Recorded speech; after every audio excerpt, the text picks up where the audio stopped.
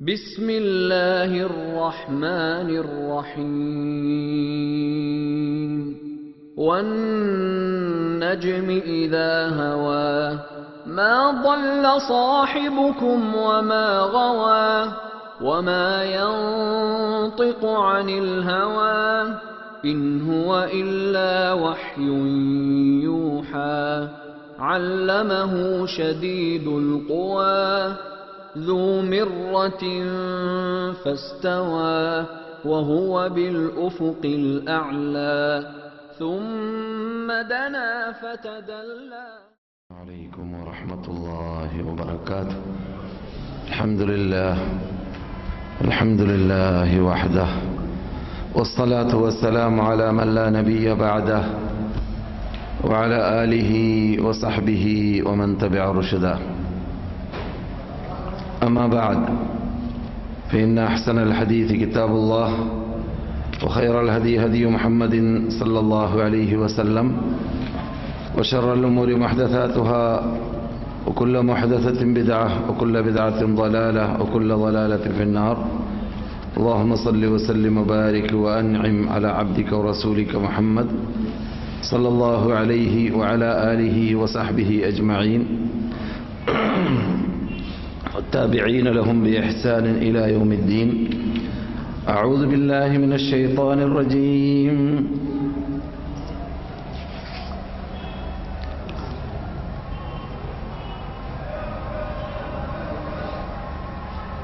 أفرأيتم اللات والعزى ومناة الثالثة الأخرى ألكم الذكر وله الأنثى تلك إذا قسمة ضيزى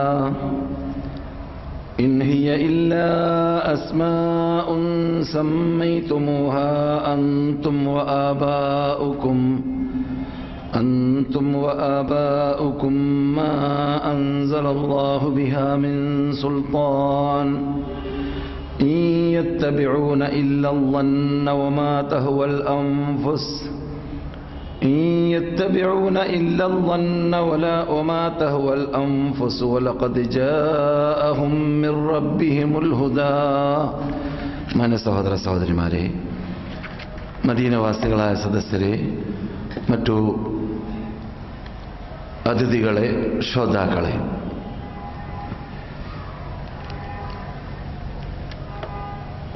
റബ്ബുൽ ഇസ്സത്ത് ജല്ല ജലാലുവിനെ ഓരോരുത്തരും ഭയപ്പെടേണ്ടതുപോലെ ഭയപ്പെട്ട്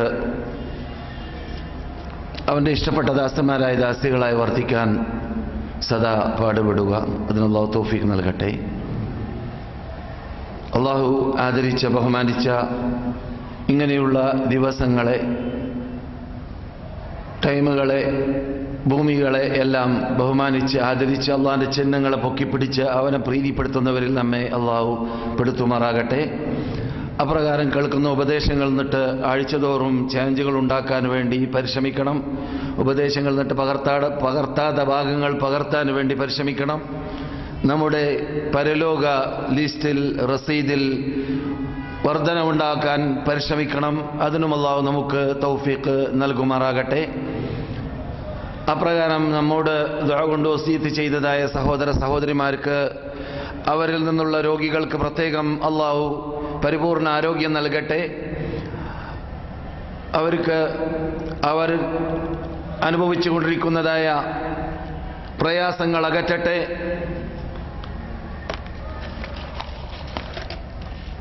വീണ്ടും മതത്തിൽ അടിയുറച്ചു നിന്ന് സേവനം ചെയ്യാനുള്ള ദീർഘായുസ്സും ആരോഗ്യവും അവർക്കും നമുക്കും അല്ലാഹു നൽകുമാറാകട്ടെ.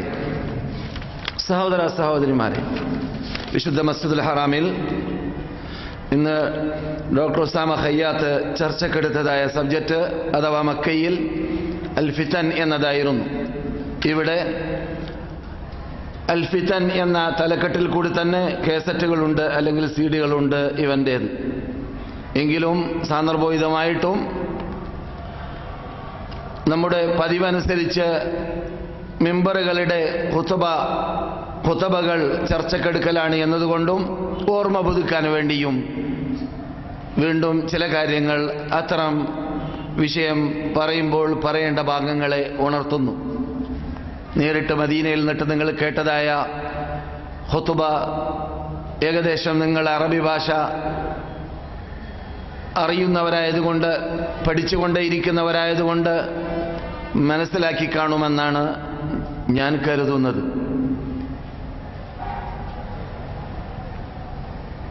മസ്ജിദുൽ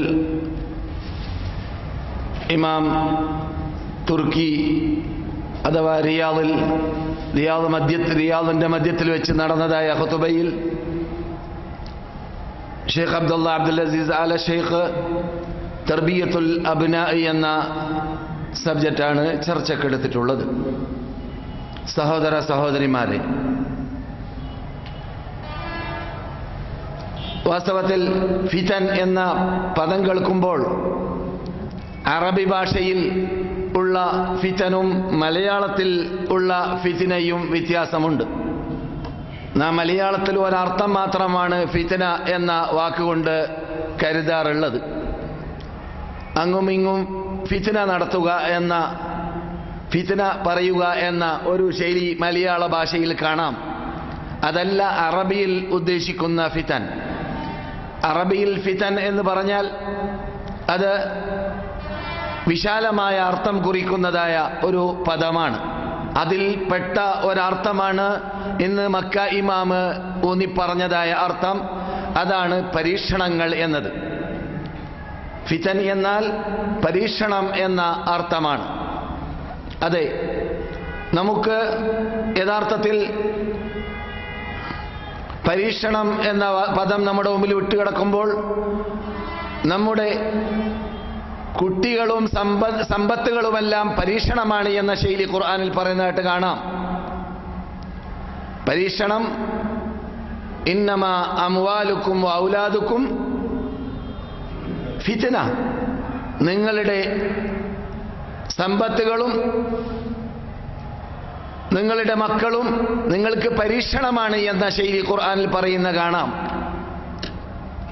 അപ്പോൾ തോന്നിയതുപോലെ വളർത്താനുള്ളതല്ല കുട്ടികൾ, തോന്നിയതുപോലെ സമ്പാദിക്കാനുള്ളതല്ല സമ്പത്ത്, ചെലവഴിക്കാനുള്ളതല്ല സമ്പത്ത്. അതാണ് ഫിതൻ എന്ന വാക്കുകൊണ്ട് വിവക്ഷ. മറിച്ച് അത് നമ്മുടെ കയ്യിൽ റബ്ബ് ഏൽപ്പിച്ചത്, നാം നമ്മുടെ സാമർത്ഥ്യത്തോടു കൂടി ഖാറൂൻ പറഞ്ഞതുപോലെ ഉണ്ടാക്കിയതല്ലല്ലോ സമ്പത്ത്, മറിച്ച് റബ്ബ് നമുക്ക് നൽകിയതാണ്. എന്താ അതിന് തെളിവ്? നമ്മേക്കാളും വളരെ ബ്രെയിൻ വർക്ക് ചെയ്യുന്ന, നമ്മേക്കാളും ബുദ്ധിജീവികളായ, നമ്മേക്കാളും കഴിവ് കൽപ്പുള്ള പലവരും നമ്മുടെ അത്ര സാമ്പത്തിക ശേഷി ഇല്ലാത്തവരുണ്ട്. അപ്പോൾ നമ്മുടെ കഴിവ് കൊണ്ടാണെങ്കിൽ നമ്മുടെ സാമർത്ഥ്യം കൊണ്ട് കിട്ടേണ്ടതാണ്. അല്ല, സാമർത്ഥ്യം മാത്രമുണ്ടായാൽ പോരാ. സാമർത്ഥ്യം മാത്രമുണ്ടായാൽ സമ്പത്തുണ്ടാക്കാൻ സാധിക്കുന്നതല്ല. കവി പറഞ്ഞല്ലോ, അറബി കവി പണ്ട്,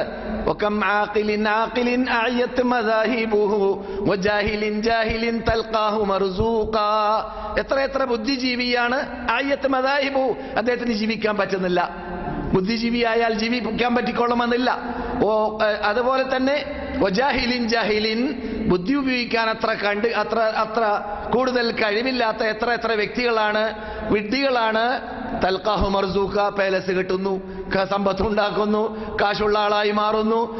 കാൽക്കുലേറ്റർ അടിക്കാൻ വരെ അറിയില്ല, കണക്കപ്പിള്ളനെ കൊണ്ട് കണക്ക് കൂട്ടലാണ്. മൂപ്പർക്ക് അറിയില്ല കണക്ക് കൂട്ടാൻ, എന്നാലും മൂപ്പർക്ക് കോടിക്കണക്കിൽ കാശുണ്ട് അല്ലേ? അതെ. അപ്പോൾ സമ്പത്തുണ്ടാവുക എന്നത് സ്വന്തം കഴിവിലൂടെ ഉണ്ടാകുന്നതല്ല, മറിച്ച് റബ്ബുൽ ഇസ്സത്ത് ജല്ല ജലാലു നൽകുന്നതാണ്. അതുകൊണ്ട് തന്നെ അത് പരീക്ഷണം എന്നതാണ്, പരീക്ഷിക്കാൻ വേണ്ടിയാണ്.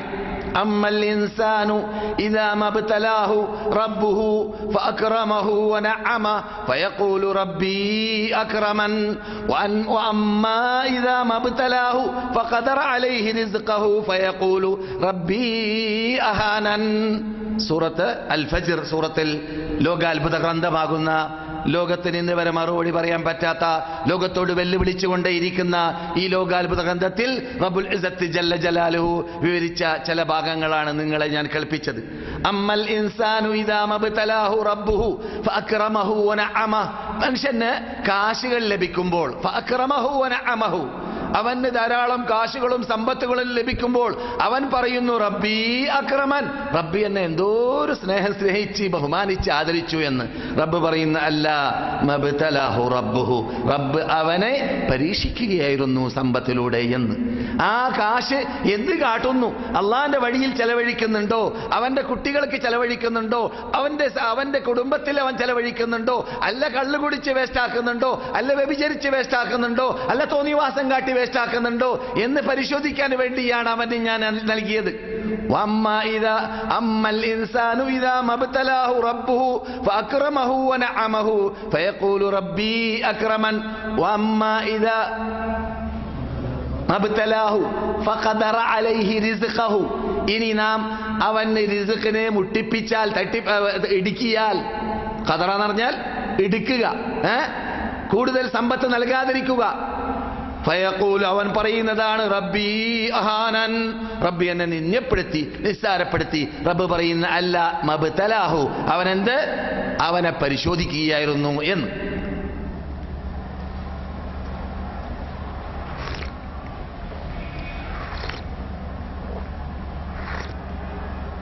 അപ്പോൾ ഇന്നമാ അംവാലുക്കും ഔലാദുക്കും ഫിത്ന എന്ന വാക്കിന്റെ വിശദീകരണമാണ് ഞാൻ നിങ്ങളെ കേൾപ്പിച്ചത്.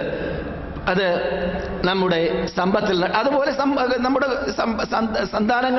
നമ്മുടെ സന്താനങ്ങൾ അള്ളാഹു പണ്ട് ഒലീദിനെ കുറിച്ചൊക്കെ പറഞ്ഞ ശൈലിയിൽപ്പെട്ടതാണ്. 10ഓളം മക്കളെ, നല്ല ചുറുചുറുക്കുള്ള യുവാക്കളെ, ചോരത്തിളപ്പുള്ള സാമർഥ്യമുള്ള കഴിവുള്ള യുവാക്കളെ നൽകിയിട്ടുണ്ട്. പക്ഷേ ആ യുവാക്കളെ കൊണ്ട് അവന് റബ്ബിന്റെ മുമ്പിൽ നന്ദി പ്രകടിപ്പിക്കാൻ, റബ്ബിനിൽ വിശ്വസിക്കാൻ, റബ്ബിന് സുജൂദ് ചെയ്യാൻ, റബ്ബാണ് ഏകനെന്ന് വിശ്വസിക്കാൻ, റബ്ബിനെ മാത്രം ആരാധിക്കാൻ, റബ്ബിനെ മാത്രം വിളിച്ച് പ്രാർത്ഥിക്കാൻ, റബ്ബിനെ മാത്രം നേർച്ചയാക്കാൻ, റബ്ബിനെ മാത്രം മറക്കാൻ, റബ്ബിന്റെ മാത്രം ജീവിക്കാൻ, റബ്ബിനെ മാത്രം മരിക്കാൻ എന്നീ തൗഹീദിന്റെ ഭാഗമാകുന്ന, ഏകദൈവ വിശ്വാസത്തിന്റെ ഭാഗമാകുന്ന ആ ഭാഗത്തിൽ മൂപ്പര് വിജയിച്ചില്ല എന്ന് അള്ളാഹു ഖുർആനിലൂടെ അവൻ ആക്ഷേപിച്ച് സംസാരിച്ച ശൈലിയിൽ ലോകാത്ഭുത ഗ്രന്ഥത്തിൽ പറഞ്ഞിട്ടുണ്ട്. അവന്റെ വിവരം അവന്റെ മകനാണ് നമ്മുടെ നേതാവായ സൈഫുല്ലാ അഥവാ ഖാലിദ് ഇബ്നു വലീദ് റളിയല്ലാഹു തആല അൻഹു. അതെ, അപ്പോൾ ഈ ഇബ്തിലാ എന്ന വിഷയം അഥവാ ഫിത്ന എന്ന വിഷയം നമ്മുടെ മുമ്പിൽ വിട്ടുകിടക്കുമ്പോൾ, പരീക്ഷണം എന്ന സബ്ജക്റ്റ് നമ്മുടെ മുമ്പിൽ വിട്ടുകിടക്കുമ്പോൾ, അത് യഥാർത്ഥത്തിൽ നാം നമ്മുടെ ജീവിതത്തിന്റെ എല്ലാ മേഖലകളിലും നാം അത് നടപ്പാക്കാൻ പറ്റുന്ന, നമ്മുടെ പരിസരത്തിൽ നടന്നുകൊണ്ടിരിക്കുന്ന സംഭവങ്ങളിൽ പെട്ടതാണ് എന്ന് നിങ്ങൾക്കിപ്പോൾ മനസ്സിലാക്കാൻ പറ്റി. അഥവാ കുട്ടികളിലൂടെ നമ്മെ റബ്ബ് പരിശോധിക്കും. അപ്രകാരം ചിലപ്പോൾ കുട്ടികളിലൂടെ പരിശോധിക്കാൻ പെട്ടതാണ്. നല്ല സുന്ദരന്മാരായ കുട്ടികൾ നമ്മുടെ കൂടെയുണ്ട്. ആ കുട്ടികൾക്ക് പമ്പേഴ്സ് വാങ്ങാൻ, അല്ലെങ്കിൽ പാല് വാങ്ങാൻ, അല്ലെങ്കിൽ അവരെ വളർത്താൻ എന്നീ കാര്യങ്ങളിൽ മാത്രം മുഴുകി നമസ്കാര ടൈം വരുമ്പോൾ അറിഞ്ഞില്ല, നമസ്കാര ടൈം പോയതും അറിഞ്ഞില്ല. അപ്പോഴോ പരീക്ഷണം ഈ കുട്ടികളെ കൊണ്ട് ഒരിക്കലും എന്താവാൻ പാടില്ല. അള്ളാഹ്ക്ക് നൽകേണ്ട, സർവശക്തനായ റബ്ബുൽ ഇസ്സത്തിന് നൽകേണ്ട, നമ്മെ ശിക്ഷിച്ച് രക്ഷിച്ച് പോറ്റുന്ന ആ മഹാനേതാവിന് നൽകേണ്ട ആ ആരാധനകളിൽ വീഴ്ച വരുത്താൻ പാടുള്ളതല്ല. അപ്പോൾ അത് നമുക്ക് പരീക്ഷണം എന്ന് റബ്ബ് പറഞ്ഞ ഇനത്തിൽ പെട്ടുപോകുന്നതാണ്. നമുക്ക് അനുകൂലമായിരിക്കണം, പ്രതികൂലമാവാൻ പാടില്ല എന്നർത്ഥം. എന്ത്? നമ്മുടെ സമ്പത്തുകൾ, നമ്മുടെ കുട്ടികൾ, നമ്മുടെ സന്താനങ്ങൾ. മനസ്സിലായല്ലോ? അതെ, അതുകൊണ്ടാണ് റബ്ബ് പറയുന്നത് നബ്ലൂക്കും ബിശ്ശർരി വൽ ഖൈരി ഫിത്ന വഇലൈനാ തുർജഊൻ. നബ്ലൂക്കും, നാം നിങ്ങളെ പരിശോധിക്കും, ബിശ്ശർരി തിന്മ കൊണ്ട്, വൽ ഖൈരി നന്മ കൊണ്ടും തിന്മ കൊണ്ടും നിങ്ങളെ ഞാൻ പരിശോധിക്കും. വഇലൈനാ തുർജഊൻ, നിങ്ങൾ മുഴുവനും എന്നിലേക്ക് മടങ്ങുന്നവരാണ്, നിങ്ങൾ മുഴുവനും മരിക്കേണ്ടവരാണ്, നിങ്ങൾ മുഴുവനും എന്റെ കോർട്ടിലേക്ക് ഹാജരാകുന്നവരാണ്, നിങ്ങൾ മുഴുവനും എന്റെ വിചാരണക്ക് അതീതരാകുന്നവരാണ്. നിങ്ങൾ എന്റെ മുമ്പിൽ വെച്ചിട്ട് കൈകെട്ടി മറുപടി പറയേണ്ടി വരും. ഭൂമിയിൽ ജീവിച്ചിരുന്ന കാലഘട്ടങ്ങളിൽ നിങ്ങൾക്ക് ഞാൻ നൽകിയതായ ആ സമ്പത്ത് എന്ത് കാട്ടി, ആ സന്താനങ്ങൾ എങ്ങനെ വളർത്തി എന്ന കാര്യത്തിൽ. ഈ സന്താനം പറയുമ്പോഴേ ഇവിടെ സൗദി അറേബ്യയിൽ വന്ന് ജീവിക്കുമ്പോൾ, അതുപോലെ തന്നെ ഗൾഫ് രാഷ്ട്രത്തിൽ വന്ന് ജീവിക്കുമ്പോൾ അവരുടെ മക്കൾ നാട്ടിലാണ്. ആ നാട്ടിലുള്ള മക്കളെ ശരിക്ക് വിശ്വാസയോഗ്യവാന്മാരായ അധ്യാപകന്മാരുടെ കയ്യിൽ, വിശ്വാസയോഗ്യവാന്മാരായ ഭാര്യയുടെ കയ്യിൽ, വിശ്വാസയോഗ്യവാന്മാരായ ഭാര്യയുടെ ഉമ്മയുടെ കയ്യിൽ, അല്ലെങ്കിൽ സ്വന്തം ഉമ്മയുടെ വാപ്പയുടെ കയ്യിൽ നല്ല ഉത്തരവാദിത്വ ബോധത്തോടു കൂടി അവർക്ക് ശിക്ഷണം നൽകുന്ന അങ്ങനെയുള്ളവരുടെ കയ്യിലേൽപ്പിച്ച് വരണം. ഞാൻ ബോൾ ഗൾഫിലല്ലേ, ഞാൻ എങ്ങനെയാമോ അവരെ ശ്രദ്ധിക്കുക? ഞാൻ അങ്ങനെ നിന്റെ കഴിവിൽപ്പെട്ട, നിന്റെ കസ്റ്റഡിയിൽപ്പെട്ട, നിനക്ക് ശ്രദ്ധിക്കാൻ പറ്റുന്ന രൂപത്തിൽ അവരെ നീ കൺട്രോൾ ചെയ്യാം. ഞാനിവിടെ പറയാറുണ്ട്, സുബഹി നമസ്കാരത്തിന് കുട്ടികളെ ഉണർത്താൻ കേരളത്തിൽ ഇവിടത്തേക്കാളും 2.5 മണിക്കൂർ മുമ്പാണ് ബാങ്ക് വിളിക്കുക. എന്നാലും ആ സമയത്ത് അലാറം വെച്ചിട്ട് ഇവിടെ നിന്ന് കുട്ടികളെ നമസ്കരിക്കാൻ വിളിക്കുന്ന പിതാക്കളെ നമുക്ക് പരിചയമുണ്ട് നമ്മുടെ ക്ലാസ് മെമ്പർമാരിൽ. അപ്പോൾ ഇവിടുന്ന് എന്ത് ചെയ്യാൻ പറ്റും? കഴിവിന്റെ പരമാവധി കൺട്രോൾ ചെയ്യാൻ പറ്റും. ഇവിടുന്ന് അവരെ ഉണർത്താൻ പറ്റും. ഇവിടുന്ന് അവർക്ക് ഉപദേശം നൽകാൻ പറ്റും. ഇവിടെയാണല്ലോ.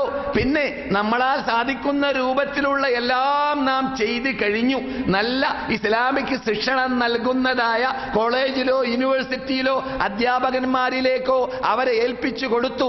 അപ്രകാരം നല്ല ഭാര്യയെ സെലക്ട് ചെയ്തു. ആ ഭാര്യ അവരെ ഇസ്ലാമിക ശിക്ഷണം നടത്തുന്നുണ്ട്. അവരെ ഏകദൈവ വിശ്വാസിയാക്കി മാറ്റുന്നുണ്ട്. അവർ പാളിപ്പോകുന്നില്ല.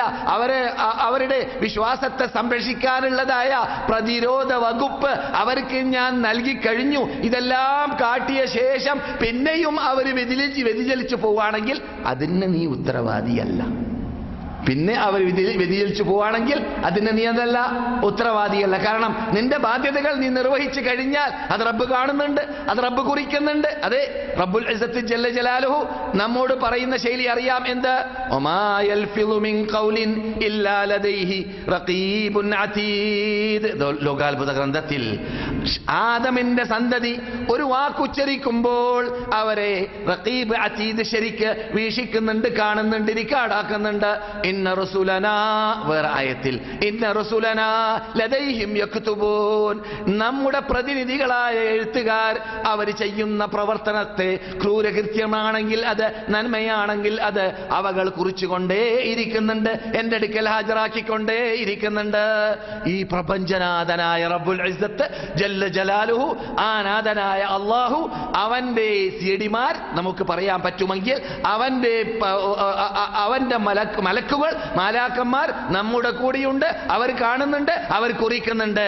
ഇത് പരലോകത്തിലേക്ക് എത്തിക്കഴിഞ്ഞാൽ നിങ്ങൾ ചെയ്തിട്ടില്ല എന്ന് നിഷേധിക്കാതിരിക്കാൻ വേണ്ടി ആണ് അങ്ങനെ ചെയ്യുന്നത്. എന്നല്ലാതെ അല്ലാഹു സുബ്ഹാനഹു വ തആല നാം ചെയ്യുമ്പോൾ അറിയുന്നുണ്ട്, അത് കാണുന്നുണ്ട്. അതോടൊപ്പം എന്തിനാണ് മലക്കുകളെ കൊണ്ട് കുറിപ്പിക്കുന്നത്? പരലോകത്തിൽ ഹാജരാക്കാൻ വേണ്ടി. നിങ്ങൾ ചെയ്തതല്ലേ? ആദാ കിതാബുനാ യൻതിഖു അലൈക്കും ബിൽ ഹഖ്. ഇത് നാം എഴുതിക്കൂട്ടി, നാം റിക്കാർഡാക്കി വെച്ചതായ കുറിപ്പുകളാണ്.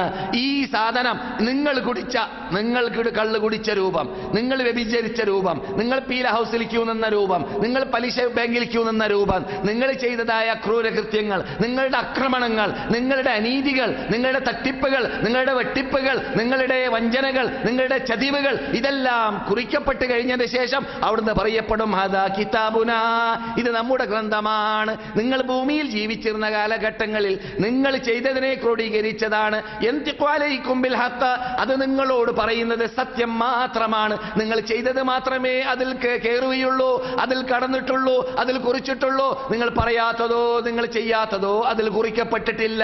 പിന്നെ നിങ്ങൾക്ക് അത്ഭുതമുണ്ടോ? ഇപ്പോൾ എവിടുന്ന് വന്നു? ഇവിടുന്ന് ഇത് എങ്ങനെ കുറിക്കപ്പെട്ടു? ഇത് എങ്ങനെ ദൈവം കണ്ടു? ഇത് എങ്ങനെ റബ്ബ് കണ്ടു? ഇത് എന്നതിൽ അത്ഭുതമുണ്ടോ? അത്ഭുതപ്പെടേണ്ടതില്ല. റബ്ബ് പറയുന്നു, ഇന്നാ കുന്നാ നസ്തൻസിഖു മാ കുൻതും തഅമലൂൻ. നിങ്ങൾ ഭൂമിയിൽ വെച്ചിട്ട് ചെയ്തതായ സർവ്വ പ്രവർത്തനത്തെ നാം കോപ്പിയടിക്കുകയായിരുന്നു. നാം അഥവാ ഷിട്ടാവ് അഥവാ രക്ഷിതാവ്, എല്ലാം അറിയുന്ന, എല്ലാം കണ്ടുകൊണ്ടേയിരിക്കുന്ന, മറഞ്ഞതും വ്യക്തമായതും അറിയുന്ന റബ്ബ് കുറിച്ചുകൊണ്ടേയിരിക്കുന്നു എന്നർത്ഥം. അതെ, അതുപോലെ തന്നെ അല്ലാഹു ചോദിക്കുന്നു, അഹസിബൻ നാസു അൻ യുത്റകു അൻ യഖൂലു ആമന്നാ വഹും ലാ യുഫ്തനൂൻ. നമ്മുടെ സബ്ജക്റ്റ് മക്ക ഇമാമ ചർച്ച ചെയ്തതായ സബ്ജക്റ്റാണത്, ഫിത്ന.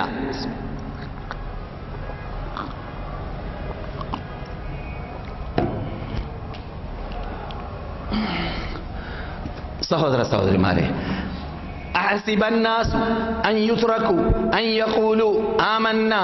ജനങ്ങൾ തെറ്റിദ്ധരിച്ചു പോയോ അവരെ ഞാൻ വെറുതെ വിടുമെന്ന്? അവർ ഞങ്ങൾ സത്യവിശ്വാസികളാണെന്ന് പറഞ്ഞതുകൊണ്ട് മാത്രം. ഒരാള് സത്യവിശ്വാസിയായി കഴിഞ്ഞാൽ, ഒരാൾ ഏകദൈവ വിശ്വാസിയായി കഴിഞ്ഞാൽ, ഒരാൾ ലാ ഇലാഹ ഇല്ലല്ലാഹ് മുഹമ്മദ് റസൂലുള്ളാഹ് എന്ന കലിമത്ത് തൗഹീദിന്റെ ഉടമയായി കഴിഞ്ഞാൽ ബാധ്യതകൾ അദ്ദേഹത്തിന്റെ തലപ്പത്ത് കയറി, ഉത്തരവാദിത്തങ്ങൾ കയറി. കാരണം അവൻ സ്വർഗത്തിലേക്ക് ഒരുങ്ങിയവനാണ്. അവൻ എന്നേക്കും കോടാന കോടാന കോടാന അറ്റമില്ല കോടി വർഷങ്ങൾ സുഖലോലുപനായിട്ട് രമ്യഹർമ്മ്യകളിൽ, പൂന്തോപ്പുകളിൽ, കൊട്ടാരങ്ങളിൽ ആ സ്വർഗീയ ജീവിതം നയിക്കേണ്ടവനാണ്. അങ്ങനെ ഒരുങ്ങുന്നവരാകുമ്പോൾ അവന്റെ ചില ബാധ്യതകൾ ഇവിടെ അല്പ ദിവസങ്ങളിലൂടെ, അല്പമാസങ്ങളിലൂടെ, ഒരു ദിവസത്തിൽ 24 മണിക്കൂറിലൂടെ 25 മിനിറ്റ് മാത്രം ഏകദേശം 5 വക്ത് നിസ്കരിക്കാൻ അത്ര വേണ്ടതുള്ളൂ. കൂടുതലൊന്നും ചെയ്യേണ്ടതില്ല. സമ്പാദിക്കുമ്പോൾ നല്ലത് സമ്പാദിക്കുക. എല്ലാവരും ഇഷ്ടപ്പെടുന്ന കാര്യമാണ് നല്ലത് സമ്പാദിക്കുക എന്നുള്ളത്. തിന്നുമ്പോൾ നല്ലത് തിന്നുക, കുടിക്കുമ്പോൾ നല്ലത് കുടിക്കുക.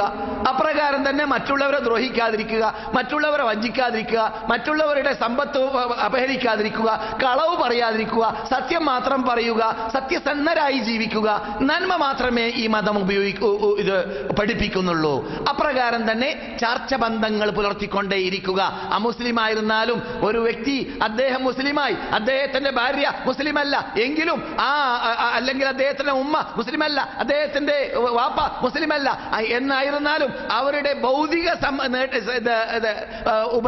ഭൗതികമായിട്ട് അവർക്ക് ചെയ്യേണ്ടതായ അവകാശങ്ങൾ അത് ചെയ്തുകൊണ്ടേയിരിക്കണം. അതേസമയത്ത് അവരുമായിട്ടുള്ളതായ ആ സ്നേഹബന്ധം അത് നിങ്ങൾ ഉൾക്കൊള്ളുന്ന ആദർശം അവർ ഉൾക്കൊള്ളുന്നത് സമയത്ത് ഉണ്ടാവേണ്ടതാണ്. നിങ്ങൾ ഉൾക്കൊള്ളുന്ന ആദർശം നിങ്ങളുടെ ഉമ്മാക്കും നിങ്ങളുടെ വാപ്പയ്ക്കും ഉണ്ടോ എന്നാൽ നമുക്ക് അവരെ ഹൃദയത്തിന്റെ അകത്തിൽ നിന്നിട്ട് സ്നേഹിക്കാം. അല്ലാത്ത പക്ഷം ഭൗതികമായ കാര്യത്തിൽ അവരോട് വീഴ്ച വരുത്താൻ പാടില്ല, അവരെ വഞ്ചിക്കാൻ പാടില്ല, അവരെ തട്ടിപ്പ് നടത്താൻ പാടില്ല, അവരെ അപഹരിക്കാൻ പാടില്ല, അവരെ തരം താഴ്ത്താൻ പാടില്ല. ഇതൊക്കെ ഇസ്ലാം കൽപ്പിക്കുന്നതായ നിയമങ്ങളിൽ പെട്ടതാണ്. അങ്ങനെ റബ്ബുൽ ഇസ്സത്ത് ജല്ല ജലാലു പറയുന്നു, നിങ്ങളെ ഞാൻ ഈ മതത്തിലൂടെ, ഈ മതത്തിന്റെ മെമ്പർഷിപ്പ് നേടിക്കഴിഞ്ഞ ശേഷം പരിശോധിക്കൽ കൂടിയില്ലെങ്കിൽ, മക്ക ഇമാമിന്റെ വിഷയം, പരിശോധിക്കൽ കൂടിയില്ലെങ്കിൽ നിങ്ങളെ ഞാൻ വെറുതെ വിടുമെന്നോ? ഇല്ല. അപ്പോൾ പരിശോധന മുഖ്യമാണ്, പരീക്ഷണം മുഖ്യമാണ്. നിങ്ങൾക്ക് എല്ലാവർക്കും പരിചയമില്ലേ നമ്മുടെ നേതാക്കൾ? ഇപ്പോൾ നിങ്ങൾ മദീനയിൽ ജീവിക്കുന്ന മഹാഭാഗ്യവാന്മാർ.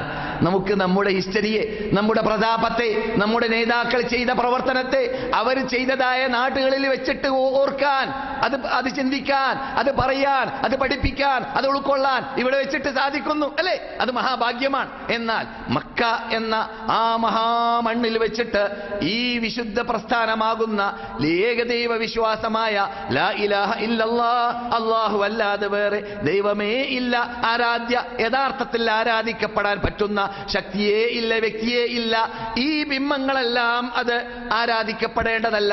അപ്രകാരം തന്നെ വസ്തുക്കളും ആരാധിക്കപ്പെടേണ്ടതല്ല, വ്യക്തികളും ആരാധിക്കപ്പെടേണ്ടതല്ല.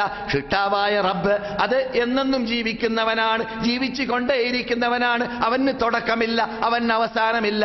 അങ്ങനെയുള്ള മഹാശക്തിയാണ് റബ്ബുൽ ഇസ്സത്ത് ജല്ല ജലാലു. ആ മഹാശക്തി ലോകത്തെ മുഴുവനും ഭരിക്കുന്നവനാണ്. അവൻ ഉറങ്ങുന്നില്ല, അവന് തൂക്കുറക്കില്ല, അവൻ മറക്കുന്നവനല്ല. അവനെല്ലാം വീക്ഷിച്ചു കൊണ്ടേയിരിക്കുന്നു, എല്ലാം കണ്ടുകൊണ്ടേയിരിക്കുന്നു, എല്ലാം റിക്കാർഡാക്കിക്കൊണ്ടേയിരിക്കുന്നു. അങ്ങനെയുള്ളതായ മഹാശക്തനിൽ ഒരാൾ വിശ്വസിച്ചു കഴിഞ്ഞാൽ ശക്തികൾ എതിർക്കും, ശക്തികൾ ശത്രുക്കളായി മാറും, ശക്തികൾ നമുക്കെതിരിൽ നിൽക്കും. ശക്തികളിൽ നിന്നിട്ട് നല്ലൊരു ശതമാനം നമ്മുടെ എതിരിലായിരിക്കും അല്ലേ? ഇന്ന് ലോകത്ത് ജീവിക്കുന്നവരിൽ ബഹുഭൂരിപക്ഷം മുസ്ലിങ്ങളാണോ? അല്ലേ? മുസ്ലിങ്ങളല്ല. എന്തുകൊണ്ട്? സത്യത്തിന്റെ പിന്നാടി നടക്കുന്നവർ ബുദ്ധിജീവികൾ മാത്രമാണ്. സത്യം ഉൾക്കൊള്ളാൻ, ഹിദായത്ത് നേടാൻ, ഹിദായത്ത് സമ്പാദിക്കാൻ അള്ളാഹ് സെലക്ട് ചെയ്തവർക്ക് മാത്രമാണ് സാധിക്കുക. അങ്ങനെയുള്ള ആ മഹാത്മാക്കളിൽ നാം പെട്ടു എന്നത് മഹാഭാഗ്യമാണ്. അള്ളാഹു ഇതേ നിലക്ക് മരണം വരെ ഈ മതത്തിൽ അടിയുറച്ച് ജീവിച്ച് മരിക്കാൻ തൗഫീഖ് നൽകുമാറാകട്ടെ. അങ്ങനെയുള്ള ഈ മതത്തിന്റെ മെമ്പർഷിപ്പ് നേടിയവരിൽപ്പെട്ട ഒരു പെണ്ണിന്റെ കഥ മാത്രം, ഒരു മഹദിയുടെ കഥ മാത്രം. പക്ഷേ സാധാരണ പെണ്ണല്ല, പിന്നെയോ നേതാക്കളിൽ നേതാവായിരുന്ന പെണ്ണാണ്. ആരാണത്? ഉമ്മു സലമ. ഇസ്ലാം മതം വിശ്വസിച്ചു. ഇസ്ലാം മതം വിശ്വസിച്ചപ്പോൾ അവർക്ക് മക്ക വിടേണ്ടി വന്നു.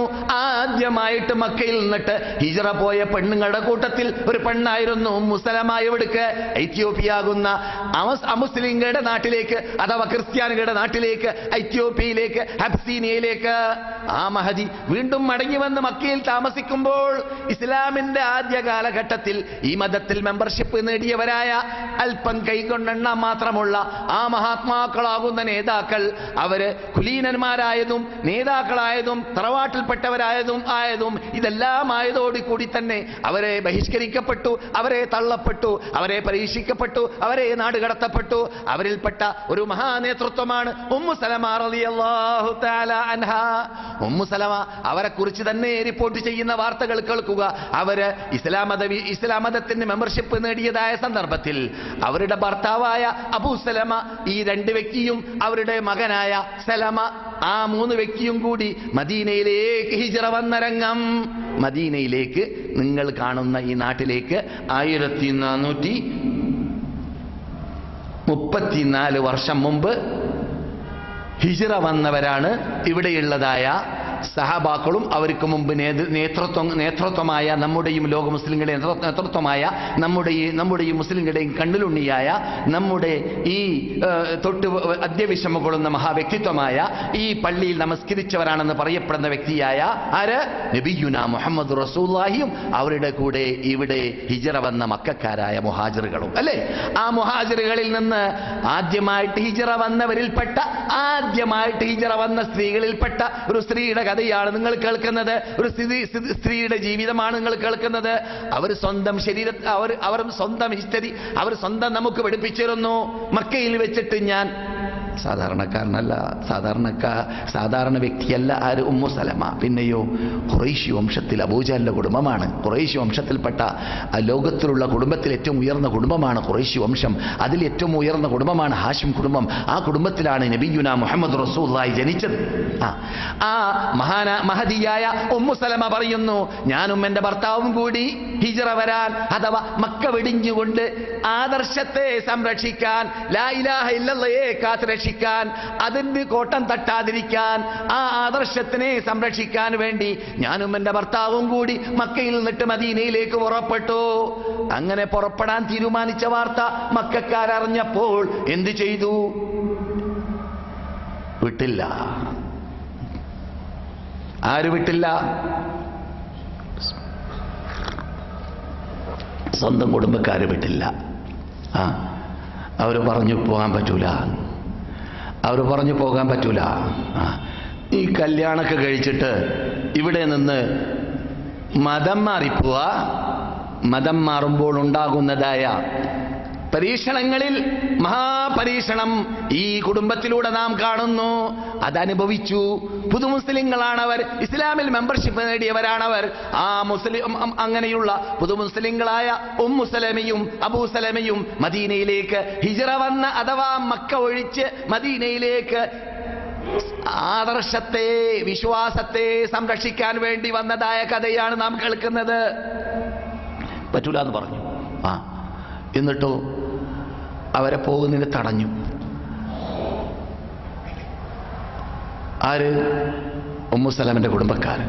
ഉമ്മു സലമയുടെ കുടുംബക്കാര് പറഞ്ഞു, അബൂ സലമയോട് പോയിക്കോ നീ, പക്ഷേ ഞങ്ങളുടെ പെണ്ണിനുമായിട്ട്, ഞങ്ങളുടെ കുടുംബ മെമ്പറായ പെണ്ണിനുമായിട്ട് നിന്നെ പോകാൻ സമ്മതിക്കൂല. അങ്ങനെ പിടിയും വലിയും നടന്നു. അദ്ദേഹം രക്ഷപ്പെട്ടു. ആര്? അബൂ സലമ രക്ഷപ്പെട്ടു. അബൂ സലമ മദീനയിലേക്ക് വന്നു. അബൂ സലമ മദീനയിലേക്ക് വന്നപ്പോൾ ഈ അബൂ സലമയുടെ കുടുംബക്കാര്, കുട്ടി അവരുടേതാണല്ലോ, കുട്ടി അവരുടെ കുടുംബമാണ്, അവരുടെ കുടുംബത്തിലെ കുട്ടിയാണ്. ആരുടെ? അബൂ സലമയുടെ കുട്ടിയാണ്. കുട്ടി ആരുടെ കൂടെയുണ്ട്? ഈ പെണ്ണിന്റെ കൂടെയുണ്ട്, അഥവാ ഉമ്മു സലമയുടെ കൂടെയുണ്ട്. ഉമ്മു സലമയോട് കുട്ടീനെ പിടിച്ചു വലിച്ചു. വലിയുടെ കടുപ്പം കാരണത്താൽ കുട്ടിയുടെ കൈ സ്ഥലത്തിൽ നിന്നിട്ട് തെറ്റി.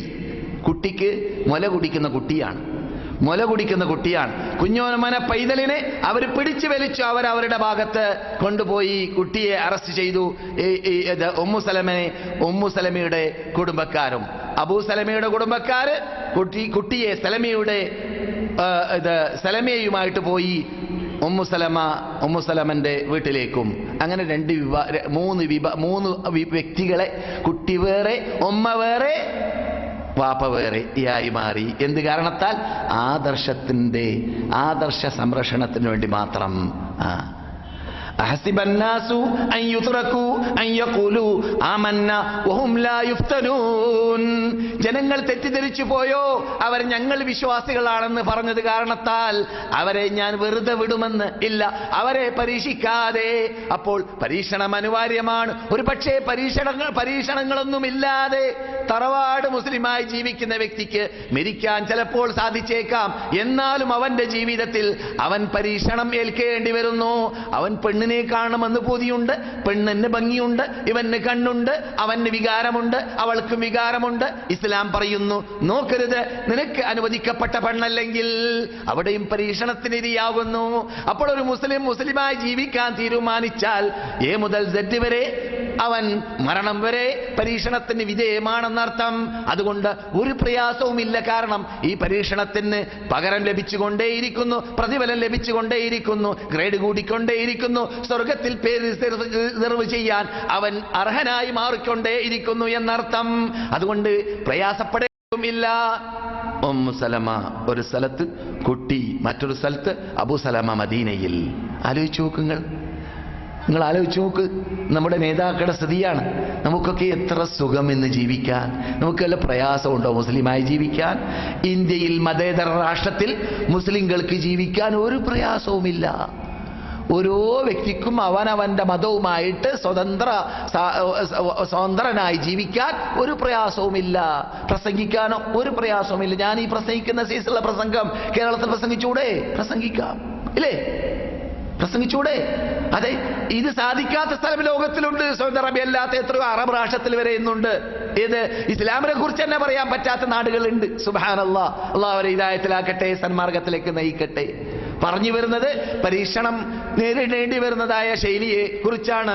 മഹാനായ ഉമ്മു സലമ റളിയല്ലാഹു തആല അൻഹ പറയുന്നു, ഏതോ ഒരു എൻ്റെ കുടുംബത്തിൽപ്പെട്ട ഒരു വ്യക്തിക്ക്, അല്ല മുഗീറയുടെ രണ്ടുപേരെ കുടുംബമാണ് കേട്ടോ. ഈ ഉമ്മു സലമി അബൂ സലമി ഒരു കുടുംബമാണ്. ബനൂ മഖ്സൂം കുടുംബമാണ്, ഖുറൈശി വംശമാണ്. എളാപ്പാന്റെ മകനാണ് ആരെ കെട്ടിയത്? ഉമ്മു സലമനെ കെട്ടിയത്. ഉമ്മു സലമന്റെ ഭർത്താവായിരുന്ന അബൂ സലമ ആരാണ്? എളാപ്പയുടെ മകനാണ്. എളാപ്പയുടെ മകന് എന്ത് ചെയ്യാം? മൂത്തപ്പയുടെ മകളെ കല്യാണം കഴിക്കാം ഇസ്ലാമിൽ. അങ്ങനെയാണല്ലോ വിധി, അറിയാമല്ലോ. അങ്ങനെ ആ കുടുംബക്കാർ എന്ത് ചെയ്തു? അവരിൽപ്പെട്ട ഒരു വ്യക്തിക്ക് കനിവ് തോന്നി, ആ പെണ്ണിനെ വിട്ടുകളയാം, ഭർത്താവിൻ്റെ കൂടെ പോകട്ടെ എന്ന്. അങ്ങനെ പരസ്പരം ചർച്ചക്കെടുത്തു. ആ നാട്ടുകുമ്പന്മാരായ അഥവാ മുഗീറ കുടുംബക്കാർ ചർച്ച ചെയ്തു. എന്നിട്ട് കുട്ടിയെ മടക്കി കൊടുക്കാനും പോകട്ടെ എന്ന് വെക്കാനും തീരുമാനിച്ചു എന്നാണ്. അങ്ങനെ കുട്ടിയെയുമായിട്ട് ദിവസങ്ങൾ കഴിഞ്ഞ ശേഷം അവിടെ നിന്ന് പുറപ്പെടുന്നതിൻ്റെ ഇടയിൽ അവർക്ക് അനുഭവിക്കേണ്ടി വന്നതായ കഷ്ടതകളിൽപ്പെട്ടതാണ്. ഞാൻ ഓരോ ദിവസവും എൻ്റെ കുട്ടിയെ പിടിച്ച് പറിച്ചെടുത്തു കൊണ്ടുപോയതായ രംഗവും എൻ്റെ ഭർത്താവിൽ നിന്നിട്ട് എന്നെ ഒഴിവാക്കാൻ വേണ്ടി പരിശ്രമിച്ചതായ രംഗവും ഓർക്കാൻ വേണ്ടി ഞാൻ ആ സ്ഥലത്ത് പോയി നിൽക്കാറുണ്ടായിരുന്നു. പെണ്ണല്ലേ ആ സ്ഥലത്ത് പോയി നിൽക്കാറുണ്ടായിരുന്നു. അത് ഓർക്കാറുണ്ടായിരുന്നു, അത് ഓർത്ത് കരയാറുണ്ടായിരുന്നു. 7 ദിവസം വരെ ഏകദേശം ഞാൻ അങ്ങനെ കരഞ്ഞുകൊണ്ടേയിരുന്നു. എന്റെ കരച്ചൽ കണ്ടത് കാരണത്താൽ ഒരു വ്യക്തി എന്ത് ചെയ്തു? ഇങ്ങനെ പ്ലാനിട്ടു, മടക്കി കൊടുത്തു കളയാം, കുട്ടിയെ പോകട്ടെ എന്ന്. അങ്ങനെ കുട്ടിയെയുമായിട്ട് മദീനയിലേക്ക് മടങ്ങാൻ തീരുമാനിച്ചപ്പോൾ കൂടെ പോകാൻ ആളില്ല, ഒറ്റക്കാണ്, തനിച്ചാണ്. അതാണ് ഈ ഇസ്ലാമിന്റെ ഹിസ്റ്ററിയിൽ, ഈ മതത്തിന്റെ പ്രാരംഭത്തിൽ ആദ്യമായിട്ട് ഒറ്റക്ക് മക്കയിൽ നിന്നിട്ട് മദീനയിലേക്ക് വന്ന പെണ്ണാണ് ആര്? ഉമ്മു സലമ. അവർ വന്നപ്പോൾ അവരെ വഴിമധ്യേ വെച്ചിട്ട് മക്കയിൽ നിന്നിട്ട് മദീനയിലേക്ക് വരുന്നതായ റൂട്ടിൽ ആയിഷ പള്ളിയിൽ ഉംറയ്ക്ക് വേണ്ടി ഇറാൻ കെട്ടാൻ വേണ്ടി പോകുന്നതായ പള്ളിയുള്ളതായ സ്ഥലമാകുന്ന ആ സ്ഥലത്ത് വെച്ചിട്ട് കണ്ടു. ആര്? കഅബത്തിന്റെ താക്കോലിന്റെ ഉടമ എന്ന് നാം പരിചയപ്പെടുത്താറുള്ള വ്യക്തി കണ്ടു. അദ്ദേഹം അന്ന് മുസ്ലിമാണ്. അദ്ദേഹം അന്ന് ആരാണ്? മുസ്ലിമാണ്. അദ്ദേഹത്തിന്റെ പേരെന്താണ്?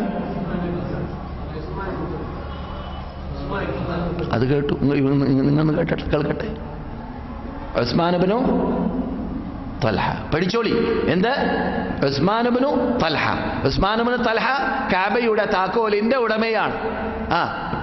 അഥവാ മക്ക കാഫിരീങ്ങൾ ഡിവൈഡ് ചെയ്തപ്പോൾ കഅബ ആരുടെ കയ്യിൽ, താക്കോൽ ആരുടെ കയ്യിൽ, ദാറുന്നദവത്ത് ആരുടെ കയ്യിൽ, സംസം ആരുടെ കയ്യിൽ, ഇങ്ങനെ ഓരി വെച്ചപ്പോൾ മക്ക കാഫിരീങ്ങൾ ഈ കുടുംബത്തിനാണ് കൊടുത്തത് കഅബത്തിന്റെ താക്കോൽ. ആ വ്യക്തി കണ്ടു. അദ്ദേഹം പറഞ്ഞു, എവിടുക്കാ പോകുന്നത്? അമുസ്ലിമാണെങ്കിലും അമുസ്ലിങ്ങളിൽ നല്ല മനുഷ്യന്മാരുണ്ടാവാം, അമുസ്ലിങ്ങളിൽ കെനിവുള്ളവരുണ്ടായിരിക്കാം, അമുസ്ലിങ്ങളിൽ സത്യസന്ധരുണ്ടായിരിക്കാം, അമുസ്ലിങ്ങളിൽ ഈ രൂപത്തിൽ പരോപകാരം ചെയ്യുന്നവരുണ്ടായിരിക്കാം. കണ്ടു, ചോദിച്ചു, എവിടെ പോകുന്നു നിങ്ങൾ? ഖുറൈശി വംശത്തിൽപ്പെട്ടതായ ഒരു പെണ്ണാണ് തനിച്ച് പുറപ്പെടുന്നത്. എവിടേക്കാണ്? എൻ്റെ ഭർത്താവിലേക്ക് പോവുകയാണ്. ശ്രദ്ധിക്കണം, ബുദ്ധിജീവി. ഒരാൾ ഇസ്ലാമിൽ പ്രവേശിച്ചു കഴിഞ്ഞാൽ അതിബുദ്ധിശാലിയാവണം. ഒരാൾ ഈ മതത്തിന്റെ മെമ്പർഷിപ്പ് തേടി കഴിഞ്ഞാൽ അതിബുദ്ധിശാലിയാവണം. ബുദ്ധി ഉപയോഗിക്കുന്നു. എന്ത് പറഞ്ഞില്ല? ഞാൻ മുഹമ്മദിന്റെ അടുക്കലേക്ക് പോവാണെന്ന് പറഞ്ഞില്ല, ഞാൻ ഈ മതം മാറിപ്പോവാണെന്ന് പറഞ്ഞില്ല, ഞാൻ എൻ്റെ മതത്തെ ആദർശത്തെ രക്ഷിക്കാൻ വേണ്ടി പോവാണെന്ന് പറഞ്ഞില്ല. എന്തുകൊണ്ടാണ്? മറ്റാളാരാണ്? മുസ്ലിമാണ്. അദ്ദേഹത്തോട് പറഞ്ഞു, ഞാൻ എൻ്റെ ഭർത്താവിലേക്ക് പോവാണെന്ന് പറഞ്ഞു.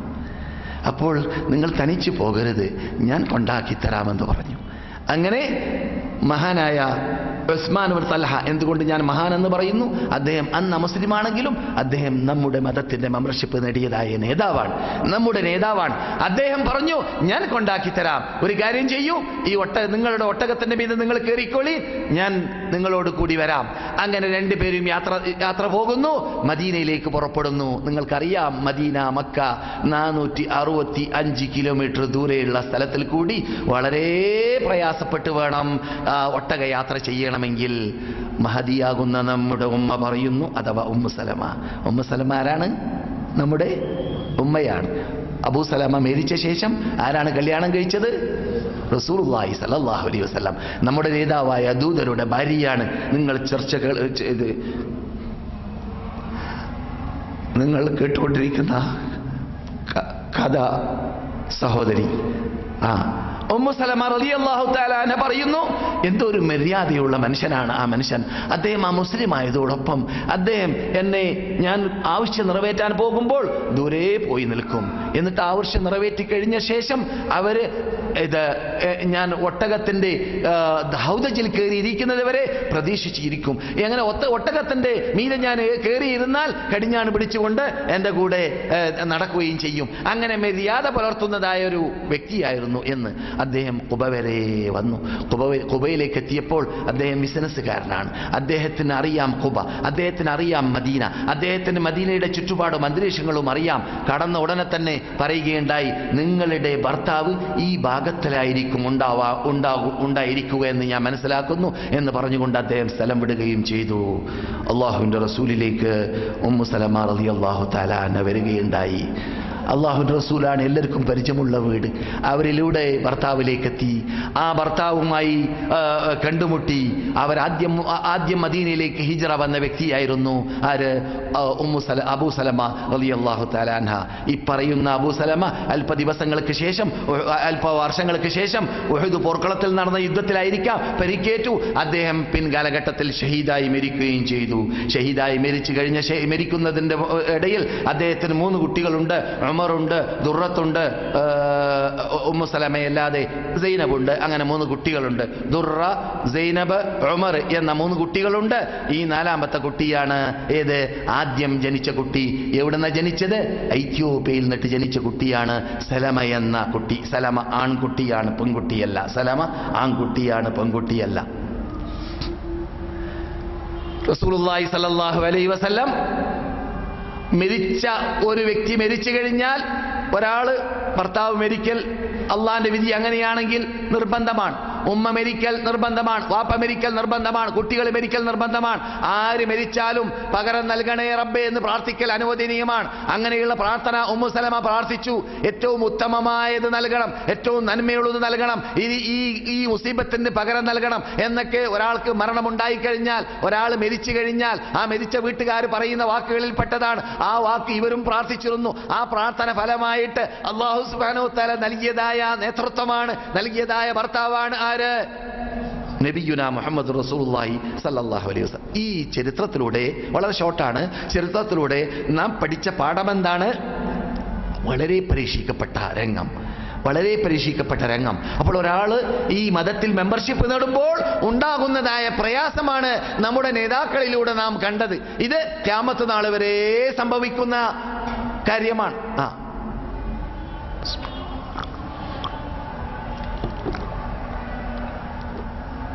ഇങ്ങനെയുള്ള പരീക്ഷണങ്ങളില്ലാതെ നിങ്ങൾക്ക് സ്വർഗത്തിൽ കിടക്കാമെന്ന് ബോധിയുണ്ടോ എന്ന ചോദ്യമാണ് അള്ളാഹു ചോദിച്ചത്. അപ്പോൾ ഏകദൈവ വിശ്വാസത്തെ സംരക്ഷിക്കാൻ, അള്ളാഹു ഏകനാണെന്ന് വിശ്വസിക്കാൻ തീരുമാനിച്ചാൽ അതിൻ്റെ മുമ്പിൽ ഉണ്ടാകുന്നതായ പരീക്ഷണമാണ് നിങ്ങൾ കണ്ടത്. അതെ സഹോദര സഹോദരിമാരെ, എന്നാൽ വേറൊരു പരീക്ഷണം ഫിത്ന എന്ന അർത്ഥത്തിനുണ്ട്. അതെന്താണ്? അതാണ് ഇന്നത്തെ കാലഘട്ടത്തിൽ കാനേഷ്മാരി മുസ്ലിങ്ങൾ, ജനന സർട്ടിഫിക്കറ്റ് മുസ്ലിങ്ങൾ പരാജയപ്പെടുന്ന രംഗവും ഒറിജിനൽ മുസ്ലിങ്ങൾ വിജയിക്കുന്ന രംഗവും. ശ്രദ്ധിക്കുക, ഒറിജിനൽ മുസ്ലിങ്ങൾ വിജയിക്കുന്ന രംഗവും കാനേഷ്മാരി മുസ്ലിങ്ങൾ പരാജയപ്പെടുന്ന രംഗവും. അതാണ് ഏറ്റവും കൂടുതൽ നടക്കാറുള്ളത്.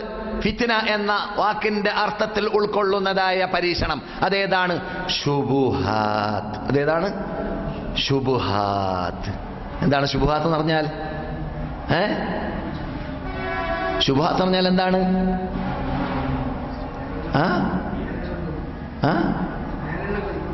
അല്ലല്ല, അത് ഷഹവാത്താണ്. ശുബുഹാത്ത് പറഞ്ഞാൽ എന്താണ്?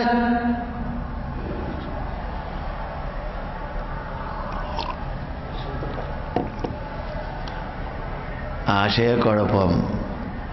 നമ്മുടെ ആദർശത്തിന് നേരിടുന്നതായ തെറ്റിദ്ധാരണകളാണ്. തെറ്റിദ്ധാരണകൾ എന്താണ്? തെറ്റിദ്ധാരണകളിലൂടെ പരീക്ഷണം.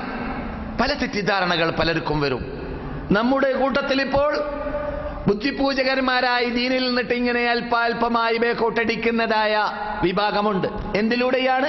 തെറ്റിദ്ധാരണകളിലൂടെ, വസ്വാസികളിലൂടെ. ഈ തെറ്റിദ്ധാരണകൾ വരുമ്പോൾ നാം എന്ത് വേണം? വളരെ ശക്തിയോടുകൂടി തന്നെ, പതരാത്ത പാദത്തോടെ, ചിതരാത്ത ചിത്തത്തോടെ നമ്മുടെ ആദർശത്തിൽ ഉറച്ചു നിൽക്കണം.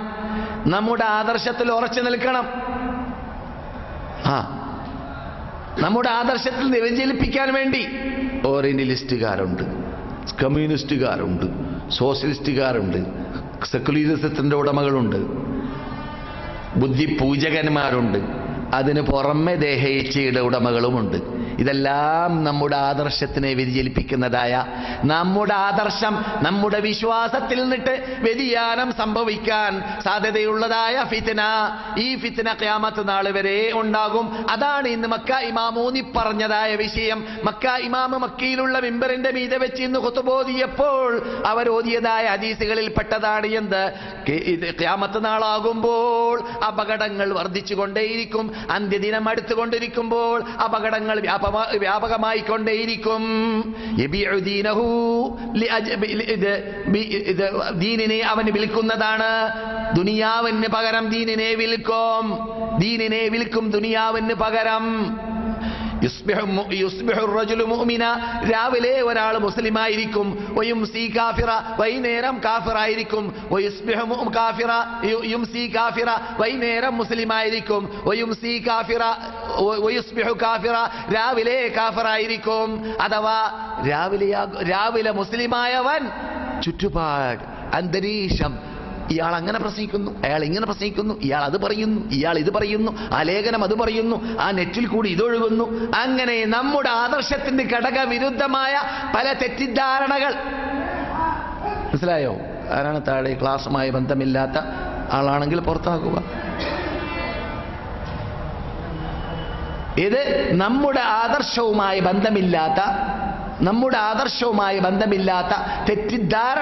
തെറ്റിദ്ധാരണകൾ ഉണ്ടാക്കുന്ന വിഭാഗം. മനസ്സിലാകുന്നുണ്ടല്ലോ? നമ്മുടെ മംഗലാപുരം മുതൽ, കാസർഗോഡ് മുതൽ, കാലിക്കറ്റിൽ മുതൽ, മലപ്പുറം മുതൽ, തിരുവനന്തപുരം മുതൽ എല്ലാ ഇടങ്ങൾ പരിശോധിച്ചാൽ 3 വക്തുകാർ ഇപ്പോൾ വ്യാപകമായി വരുന്നു. 5 വക്ത് പോയി 3 വക്തായി, അവസാനം നമസ്കാരമില്ലാതെയായി, കഴുകി കുട്ടിയില്ലാതെയായി മാറുന്ന സ്വഭാവം.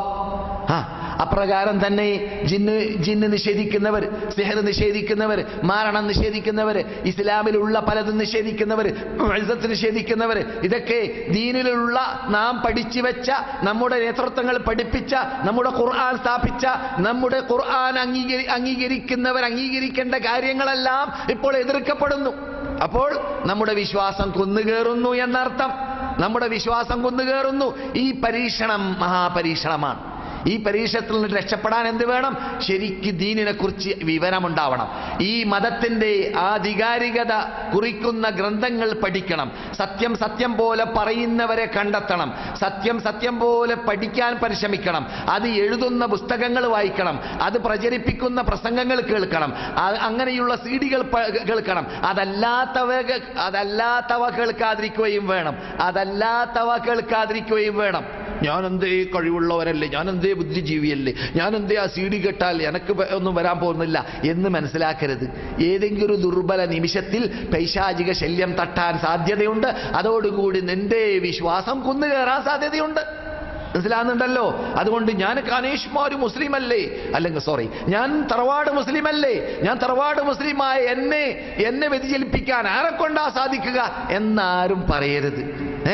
അതുകൊണ്ട് റസൂലുള്ളാഹി പഠിപ്പിച്ചതുപോലെ ഉമറുൽ ഖത്താബിന്റെ കയ്യിൽ തൗറാത്തിന്റെ കോപ്പി കണ്ടപ്പോൾ റസൂലുള്ളാഹി സ്വല്ലല്ലാഹു അലൈഹി വസല്ലമിന്റെ മുഖം വ്യത്യാസമുണ്ടായി. എന്താ വ്യത്യാസമുണ്ടായത്? ഖുർആൻ വന്ന ശേഷം മറ്റു ഗ്രന്ഥങ്ങൾ എന്തിനു വായിക്കുന്നു എന്ന പാഠം പഠിപ്പിക്കാൻ വേണ്ടിയാണത്. ഈ ഖുർആനുള്ളതോടുകൂടി മറ്റു മതങ്ങളെ, മറ്റു ഇസങ്ങളെ, മറ്റു ആദർശങ്ങളെ നാം ഒഴിവാക്കേണ്ടതാണ്, നാം കേസലാക്കേണ്ടതാണ്. എല്ലാ നന്മയും ഇതിലുണ്ട്. ഇത് പറയുന്നു ലോകത്തോട്, ഇന്നദ്ദീന ഇൻദല്ലാഹിൽ ഇസ്ലാം. അള്ളാഹു അംഗീകരിക്കാമെന്ന് പറഞ്ഞ മതം അത് ഇസ്ലാം മാത്രമാണ്. മറ്റേത് മതവും അള്ളാഹ് അംഗീകരിക്കുന്നതല്ല. ജൂതമതം അംഗീകരിക്കുന്നതല്ല, ക്രിസ്തീയ മതം അംഗീകരിക്കുന്നതല്ല, ബുദ്ധമതം അംഗീകരിക്കുന്നതല്ല, ജൈനമതം അംഗീകരിക്കുന്നതല്ല, അപ്രകാരം തന്നെ ഹിന്ദുമതവും അംഗീകരിക്കുന്നതല്ല. എന്തുകൊണ്ട്? ഈ ഖുർആൻ ഇന്ന് ഘടകവിരുദ്ധമാണ് എന്നതുകൊണ്ട്. ഈ ഖുർആൻ 23 കൊല്ലത്തിലൂടെ മനുഷ്യ രാശിയുടെ വിജയത്തിന് വേണ്ടി അവൻ ജീവിക്കേണ്ട ശൈലികൾ പഠിപ്പിച്ചുകൊണ്ട് ഇവിടെ ഇറക്കി കൊടുത്തതായ ഗ്രന്ഥമാണ്. ഇതിനെ പഠിക്കുക, ഇതനുസരിച്ചിട്ട് ജീവിക്കുക, ഇതിനെ ജീവിതത്തിൽ പകർത്തുകയും ചെയ്യുക. ഇതിന് ഘടകവിരുദ്ധമായി വരുന്നതായ ചിന്താഗതികളുടെ പേരാണെന്ത്? ശുബുഹാത്ത്. എന്താണ് ശുബുഹാത്ത്? ഈ ശുബുഹാത്തുകൾ നെറ്റുകളിൽ കൂടി കാണാം. അപ്രകാരം തന്നെ ഡിഷുകളിൽ കൂടി ഇറങ്ങുന്ന, ഞാൻ പറയാറുണ്ട്, തോന്നിവാസമാണ് ഇറങ്ങുന്നതെങ്കിൽ ചവറ്റുകൊട്ട എന്ന് ഞാൻ പറയാറുണ്ട്. ആ ചവറ്റുകൊട്ടകളിൽ കൂടി ഇറങ്ങുന്ന കാണാം. എന്ത് അഴുക്കുകൾ ഇറങ്ങുന്ന കാണാം. അത് നാം അംഗീകരിക്കാൻ പാടുള്ളതല്ല, നാം ഒരിക്കലും ഉൾക്കൊള്ളാൻ പാടുള്ളതല്ല. നമ്മുടെ ആദർശത്തെ മുത്തുപോലെ, മാണിക്യം പോലെ, പവിഴം പോലെ, സമ്പത്ത് പോലെ അല്ല, ജീവൻ പോലെ സംരക്ഷിക്കേണ്ടതായ സാധനമാണ് എന്ത്? നമ്മുടെ ആദർശം. അതങ്ങനെ തന്നെ സംരക്ഷിച്ച് മുന്നോട്ട് കൊണ്ടുപോകണം. കുട്ടികളുടെ അടുക്കലേക്ക് പോകുന്നതിന് മുമ്പ് മദീന ഇമാമ് തുടങ്ങിയ വാക്ക് തന്നെ റഹിമല്ലാഹു മൻ അഹ്ദ ഇലയ്യ അയ്യൂബി എന്നാണ് അദ്ദേഹത്തിന്റെ ഖുത്ബയുടെ തുടക്കം. മദീനയിൽ നിങ്ങൾ കേട്ട ഖുത്ബയുടെ തുടക്കം റഹിമല്ലാഹു മൻ അഹ്ദ ഇലയ്യ അയ്യൂബി. എന്നിലേക്ക് ഞാൻ ചെയ്ത കുറവുകളെ പറഞ്ഞു തരുന്നവർക്ക് അള്ളാഹ് അനുഗ്രഹിക്കട്ടെ എന്ന് പറഞ്ഞ വ്യക്തിത്വം, അത് മഹാവ്യക്തിത്വമാണ് എന്ന് പറഞ്ഞുകൊണ്ട് പുകഴ്ത്തി വാഴ്ത്തി സംസാരിച്ചു. ആരാണ് അങ്ങനെ പറഞ്ഞ ആൾ? സമയമില്ലല്ലോ, നമ്മുടെ ടൈം അവസാനിക്കാണ്. വേഗം പറയൂ, ആരാണ് പറഞ്ഞ ആൾ? ഉമർ ഇബ്നുൽ ഖത്താബാണ്. ആരാണ്? മഹാത്മാക്കളിൽ നിന്നിട്ട് പറയപ്പെടുന്ന പദമാണത്. എന്താണ്?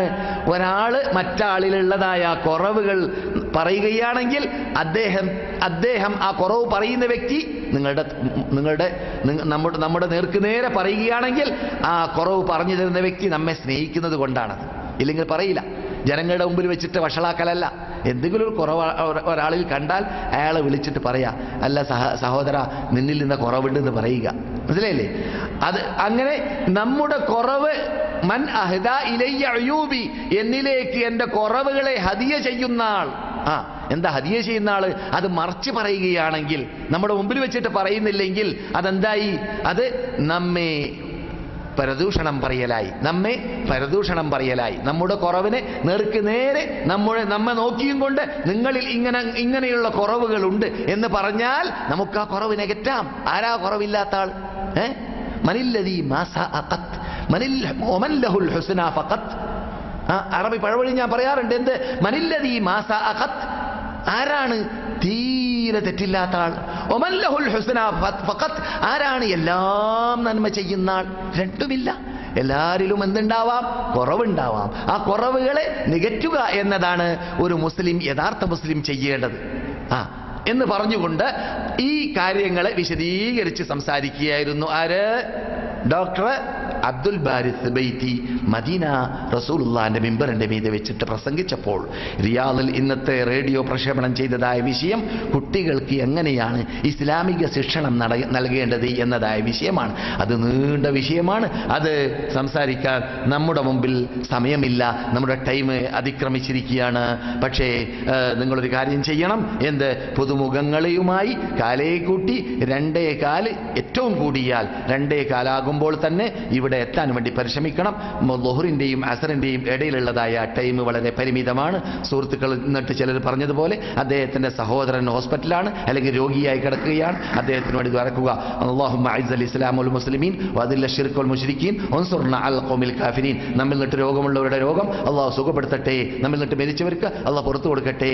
നമ്മിൽ നിന്നിട്ട് ദുആ ചെയ്തവർക്ക് അല്ലാഹു അവരുടെ ഉദ്ദേശങ്ങൾ നിറവേറ്റി കൊടുക്കട്ടെ. നമ്മുടെ പ്രശ്നങ്ങളെ പരിഹരിക്കട്ടെ. മരണം വരെ മുസ്ലിമായി ജീവിച്ച് മരിക്കാൻ അല്ലാഹു തൗഫീഖ് നൽകുമാറാകട്ടെ.